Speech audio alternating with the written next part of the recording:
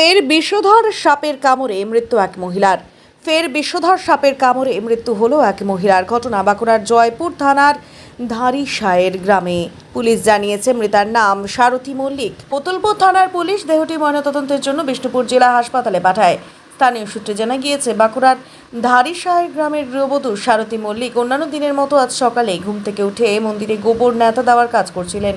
সেই সময় তাকে বিষধর সাপে কামড়ায়। এরপর ওই মহিলা অসুস্থ হয়ে পড়লে স্থানীয় বাসিন্দারা দ্রুত তাকে গোগরা গ্রামীণ হাসপাতালে নিয়ে গেলেও শেষ রক্ষা হয়নি। পরে পুলিশ গোগরা গ্রামীণ হাসপাতাল থেকে দেহটি উদ্ধার করে বিষ্ণুপুর জেলা হাসপাতালে পাঠায়। ঠাকুর মন্দিরে লাতাতে দিকে সাপে কেটেছে। তাও কি করে আমরা জানতে পারলেন? যে খানিক তখন কোনো বলে যে আমাকে কি জ্বালা করছে পাটা, বাড়ির লোককে বলে, বাড়ির লোক সবাই গড়া নিয়েছে। গড়া আসছি ডাক্তার মৃত বলে ঘোষণা করেছে। কত বয়স হবে? হ্যাঁ, 45 বছর। কি নাম ওর? সারথী মল্লিক।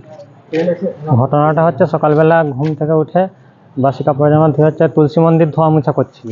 তুলসী মন্দির ধোয়া মোছা করতে করতে সাপ এসে পায়ে কেটেছে। কত বয়স হবে যিনি মারা গেছে? আনুমানিক 45 বছর।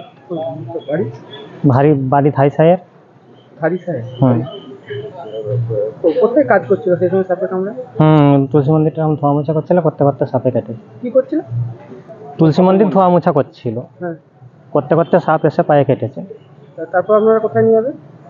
তারপর ডাইরেক্ট গোগরা হাসপাতালে এনেছে। হাসপাতালে নিয়ে আসার পর কি বল? হাসপাতালে নিয়ে আসার পরে দেখলো, আমি তো তখন এসে ডিউটি নাই। তারপরে হচ্ছে গাড়িতে এসেছিলো, আমি বাইকে আসছিলাম। তারপরে যখন আমি এলাম তখন কাছে যারা ছিলেন জেঠিমা বৌদি বললো যে মৃত্যু। সঙ্গে সঙ্গে কি হাসপাতাল নিয়ে আসা হয়েছিল? সাথে সাথে 5টা 10-15 কেটেছে, সাথে সাথেই গাড়ি দেখতে যেটুকুন সময় লেগেছে, গাড়ি দেখে সাথে সাথেই নিয়ে আসা হয়েছে। কি সাপে কামড়েছে কিছু জানা গেছে? না। না, সাপটা কিছু বোঝা যায়নি। ঘরেতেই কাজ করছিল। হুম। আপনি ওনার কে হন? ছেলে আপনার নাম? বীরু মল্লিক।